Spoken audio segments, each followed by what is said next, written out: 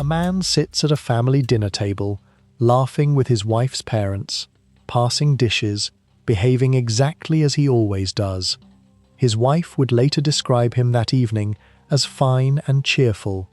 Parked outside, in his own van, is the body of a woman he has just killed. He has already taped her eyes shut. He has already taped her mouth closed. He tells himself it is to protect her, to stop her face from being exposed to what is coming next. And then he walks into a family meal as though nothing at all has happened. In the days that follow, as her family grows desperate and her sister makes a tearful appeal on television, this same man will visit that grieving family.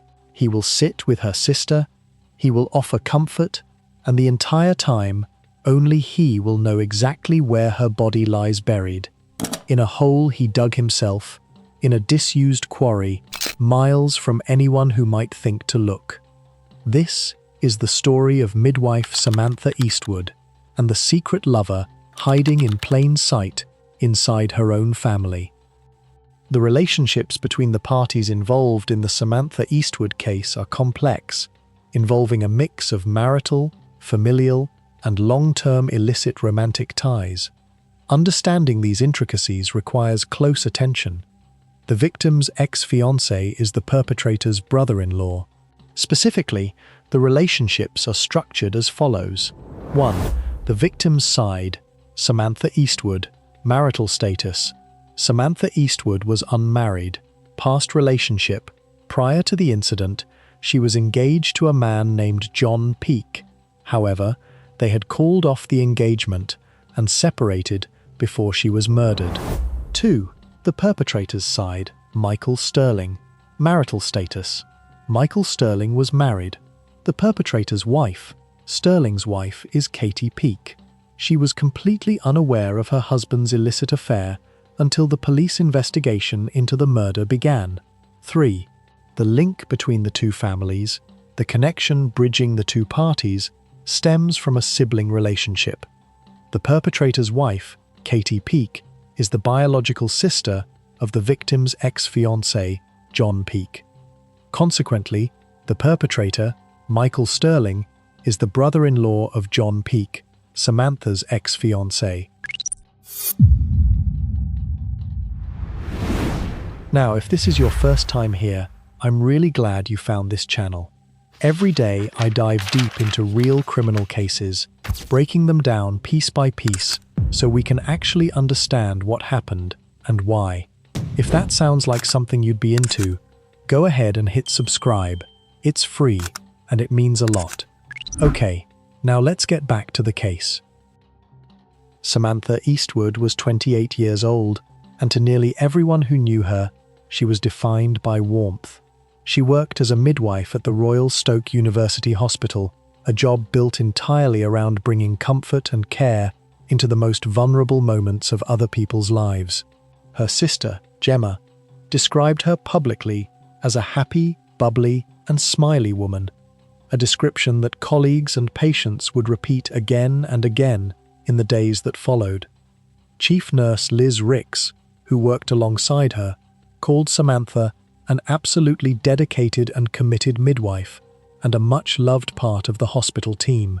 Mothers who had been cared for by Samantha during childbirth came forward publicly to describe her as excellent at her job and a lovely woman to have in the room during one of the most frightening days of their lives. At home, Samantha and her sister Gemma were extremely close, so close that Gemma would later describe her, in the middle of the search for her, as her best friend and partner in crime. That closeness would matter a great deal in the days ahead, because it was Gemma who stood in front of cameras, pleading for her sister to come home.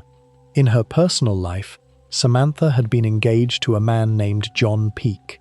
The couple had planned to marry in June of that year. Before the wedding could take place, the relationship ended. Rather than hold on to the dress she would never wear, Samantha listed it for sale on Facebook for a price of £400, a small, ordinary detail that speaks to a woman quietly moving forward with her life after a difficult ending. Those who knew Samantha in this period describe someone who was handling the end of an engagement with a quiet, practical resilience, the kind that rarely makes headlines but says a great deal about a person's character. She continued working her shifts at the hospital. She continued spending time with her sister. Nothing about her daily routine, to anyone watching from the outside, suggested a woman living under any particular strain or secrecy. News of her disappearance, and later her death, moved quickly through the hospital where she worked, in the kind of workplace where colleagues on the same ward often become something closer to family over years of shared night shifts. It was that same sense of closeness, built inside the hospital and inside her own home, that made what was hidden from all of them so difficult for anyone to later comprehend. What nobody around her fully understood, not her sister, not her colleagues, not the wider circle of family and friends who thought they knew the full shape of her life, was that Samantha had also been living with a secret. For some time, she had been involved in a relationship kept hidden from almost everyone close to her, with a man whose connection to her own life was far closer and far stranger than anyone would have guessed. Michael Stirling was 32 years old, married, working as a landscape gardener, and living an ordinary family life in Stoke-on-Trent. To look at him from the outside, there was nothing to suggest anything unusual. He had a wife, a home, and, on the surface, a stable place within his own extended family. That family connection is where this case takes its strangest and most uncomfortable turn. Michael Stirling was married to a woman named Katie Stirling. Katie was the sister of John Peake, the very man Samantha had once been engaged to marry. In other words, the secret lover hidden inside Samantha's life was not a stranger from outside her world. He was already inside it, connected to her former fiancé by marriage, present at the edges of the same family gatherings, the same shared history, the same social circle that had once been built around her wedding plans. Court proceedings would later reveal that the affair between Samantha and Michael had, in fact, been going on for 3 years, described by police as intimate and full-on, even as Michael himself later downplayed it to investigators as long-standing but not particularly intense. It had become normal practice for him to visit Samantha at her home after she finished her night shifts at the hospital, a routine private arrangement that meant his presence there, even in the final hours of her life, would not have struck anyone in her life as anything out of the ordinary. It is worth sitting with how this arrangement must have worked in practice. Michael Stirling was not simply concealing a relationship from his wife, he was concealing it from a family that overlapped directly with Samantha's own former engagement, a family where any exposure risked collapsing more than one household at once. That layered secrecy, hidden inside an already complicated web of family relationships, created exactly the kind of pressure that, when it eventually broke, would break violently. By the summer of that year, the affair between Samantha and Michael had been running for some time, carrying with it the particular strain that comes from any relationship that has to be constantly hidden. According to what was later told to the court, tension inside that relationship had been slowly building. 2 days before the 27th of July, prosecutors say that Michael Stirling had searched online for methods relating to taking his own life. The court also heard that he had a documented history of mental health difficulties dating back to 2015, a detail his legal team would later ask the court for permission to explore further through his medical records. None of this was visible to Samantha.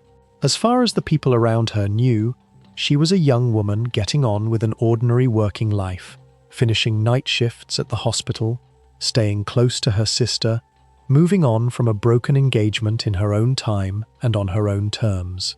On the afternoon of the 27th of July, following her final night shift, Michael visited Samantha at her home in Baddeley Green, Stoke-on-Trent, exactly as he had done many times before. According to the account later given in court, something was said between them during that visit. An exchange the court was told involved various things being discussed, which led into an argument. That argument, the defense would later claim, caused Michael to become very angry. What happened next did not happen at a distance, and it did not happen after a long period of separation or planning laid out over days. It happened in the space of a single afternoon, inside a private meeting between two people whose relationship had, until that moment, remained successfully hidden from almost everyone who knew either of them. According to the basis of plea accepted by the court, the argument between Samantha and Michael took place in her own bedroom and escalated into a physical struggle. During that struggle, Samantha ended up on the floor. Michael Stirling then placed his hands over her throat, her mouth, and her nose. As a result, she died. The prosecution told the court that Michael had originally intended to cause Samantha really serious harm, but that in the course of what was described as an intense rage, matters escalated further, and he went on to complete the act of killing her. In her sentencing remarks, Mrs. Justice Sue Carr addressed this moment directly, telling Stirling that Samantha had been alone in her own home, a place where she should have been safe, and that she had trusted him enough to let him into her house. The judge noted that whatever assault Samantha suffered in those final minutes had been terrifying, and that her death, in the judge's own words, had not been immediate. What followed next reveals as much about this case as the killing itself. Michael did not call for help. He did not contact the emergency services. Instead, he began the process of concealing what he had done. He wrapped Samantha's body in a duvet cover. He placed tape over her eyes and over her mouth, an action the sentencing judge would later say he carried out because he did not want to leave her with her eyes and mouth open, and because he wanted her face protected from what was still to come. He then placed her body into the back of his van. That evening, with Samantha's body still in the vehicle, Michael sent his wife an affectionate text message, telling her he would meet her at his parents' house. He then did exactly that, arriving for a family meal, behaving, in his wife's own later description, as fine and cheerful. The judge who eventually sentenced him would describe this moment using a specific phrase, calling it chilling sang-froid, a kind of icy composure entirely at odds with what he had just done only hours earlier. Samantha was reported missing that same evening after failing to arrive for her scheduled shift at the hospital. Colleagues raised the alarm shortly before 7:30 that night. Staffordshire police launched an urgent search, and Samantha's sister, Gemma, appeared publicly within days, tearfully appealing for anyone with information to come forward, describing her sister as a fantastic woman, warm, friendly, loyal, kind, and generous.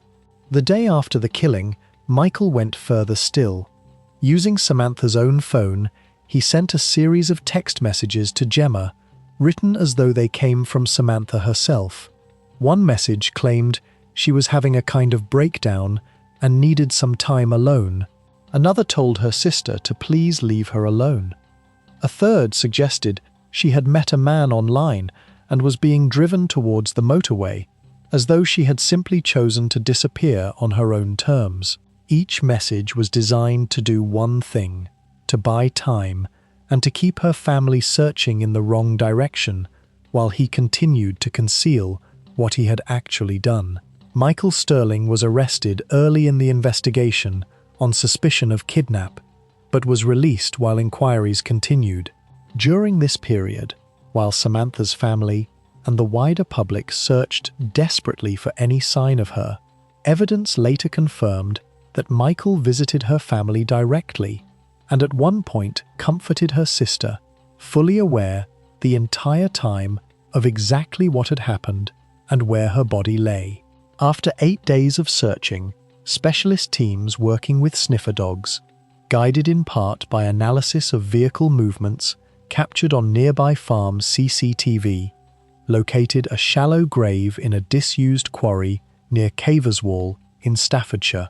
On the 4th of August, Samantha's body was recovered, still wrapped in the duvet cover, tape still covering her eyes and mouth.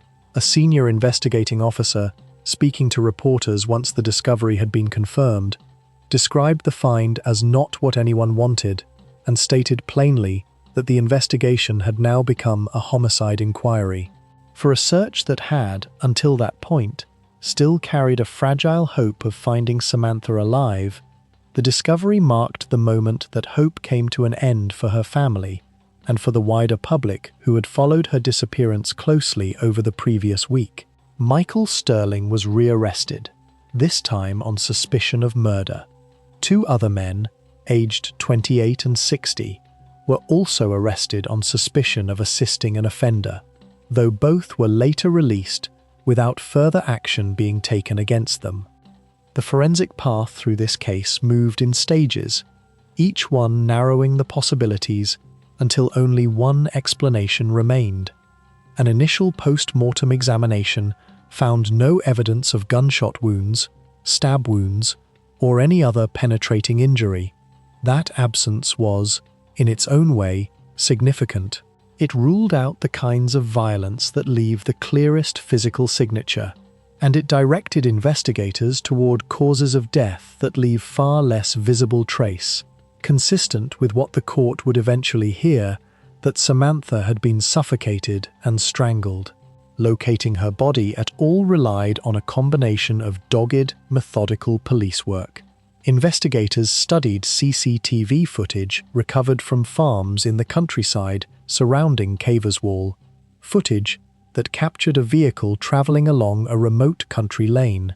That single thread, a car on a quiet road, helped narrow an enormous search area down to a specific disused quarry, where specialist search teams and sniffer dogs were then deployed and ultimately found the shallow grave. The condition in which Samantha's body was found carried its own evidential weight. The tape over her eyes and mouth, and the duvet cover wrapped around her, demonstrated a level of deliberate handling after death that went well beyond a single, unplanned reaction. Investigators were also able to establish, through phone and vehicle evidence, including automatic number plate recognition data, a picture of Michael's movements in the hours and days that followed the killing, including his drive to his parents' house and his subsequent visits to Samantha's own grieving family. Digital evidence added a further, unsettling layer. Investigators established that in the 2 days before the killing, Michael Stirling had used the internet to search for information relating to ending his own life. Alongside this, prosecutors sought access to his medical records, citing a documented history of mental health difficulties going back to 2015. This evidence did not appear at trial to argue that Michael lacked responsibility for what he did. Rather, it formed part of a wider picture the court had to weigh, alongside his guilty plea, when determining the full circumstances behind the killing. Before sentencing, the court also had to work through what is known as a basis of plea, a formal document in which the defense sets out its version of exactly how a killing took place, since Michael's guilty plea to murder still left open questions about intent and the precise sequence of events that the judge needed resolved before deciding on a sentence. This is a routine part of cases where a defendant admits responsibility without a full trial, and it meant the surrounding evidence, rather than being tested in front of a jury, was instead used to confirm or challenge the specific account Michael himself put forward. Because Michael Stirling ultimately admitted murder, this was never a case that turned on establishing his identity as the person responsible. Instead, the surrounding evidence, forensic, digital, and behavioral, served a different purpose. It confirmed the account he eventually gave, while also revealing the extent of the deception he maintained in the days that followed. Deception aimed not at investigators alone, but at his own wife and at Samantha's own grieving family. As with any case of this kind, nothing that follows should be read as a formal clinical diagnosis. It is an attempt to understand, using only what was presented in court, the pattern of behavior and decision-making that shaped this case from beginning to end. What stands out most clearly in the psychological picture here is the sheer degree of compartmentalization Michael Stirling appears to have maintained, both before the killing and after it. Before the 27th of July, he had, according to the evidence, sustained a long-term secret relationship while remaining married, while remaining connected socially to his wife's brother and to that brother's former fiancé, all without the arrangement becoming known. That alone requires a considerable, ongoing effort of concealment, sustained over an extended period of time. After the killing, that same capacity for compartmentalization did not disappear, it intensified. Within hours of ending Samantha's life, Michael was capable of presenting himself as entirely normal in front of the people closest to him, while an entire community searched for Samantha and her sister made public tearful appeals for her safe return.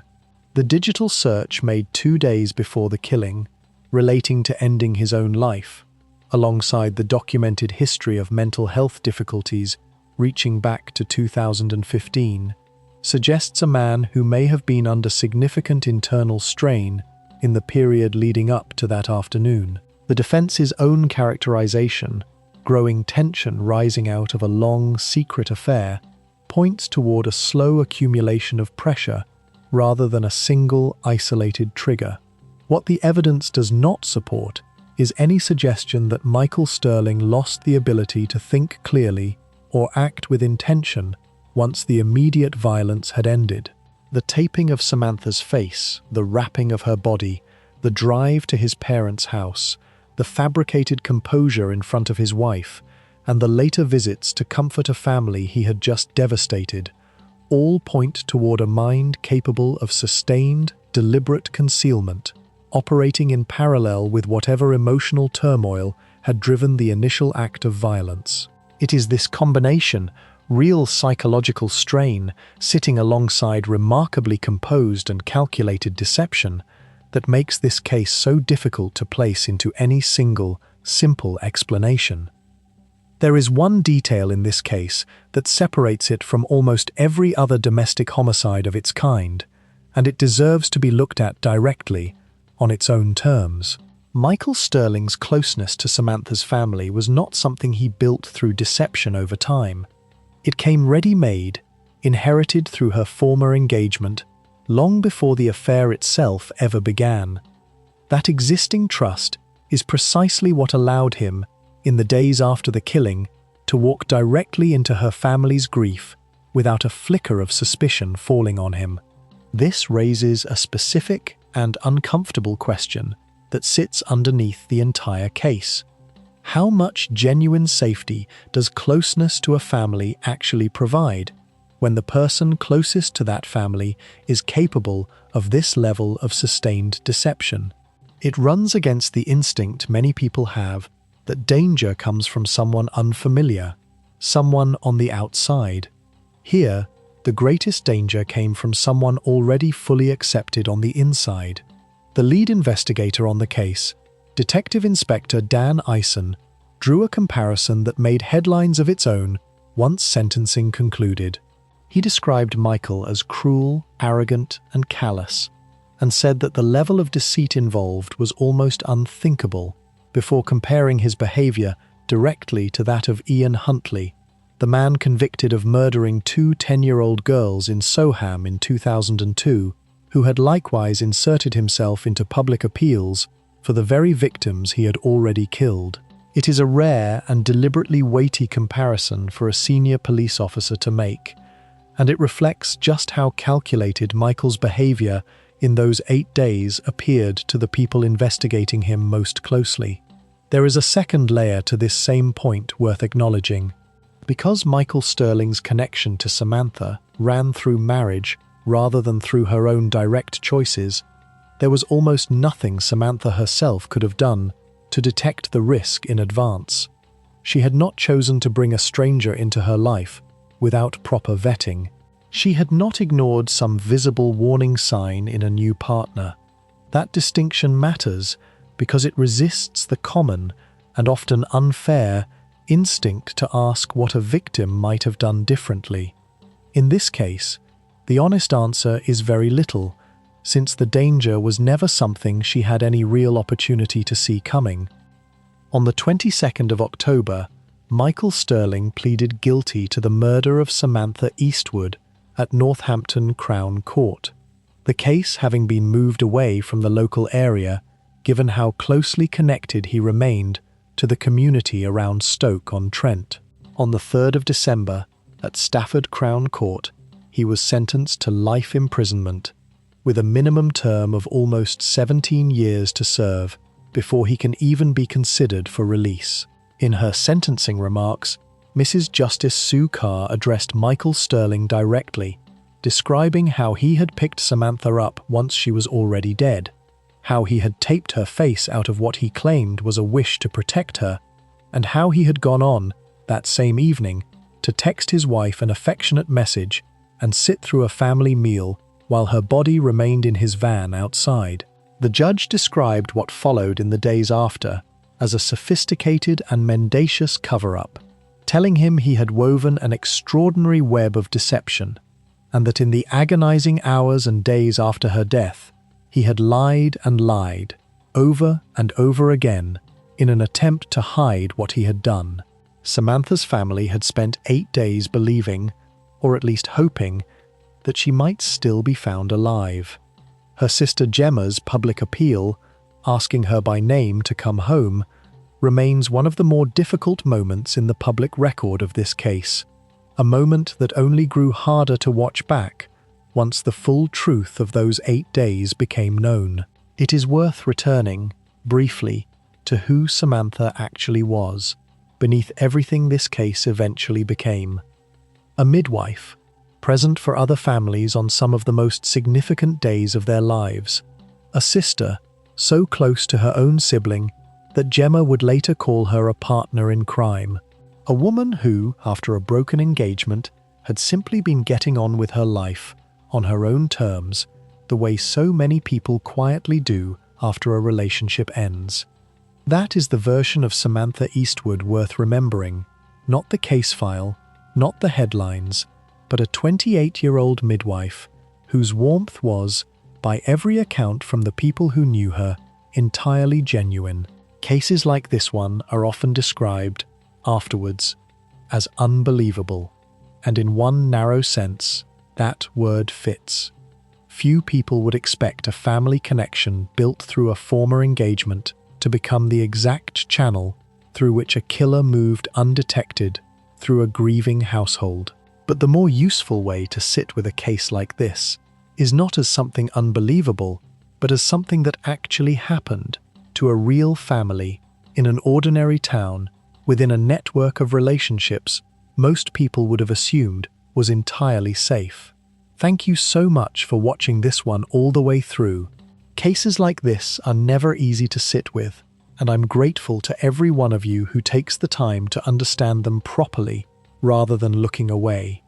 If you want more cases covered with this same level of care and detail, hit subscribe, and I will see you in the next one.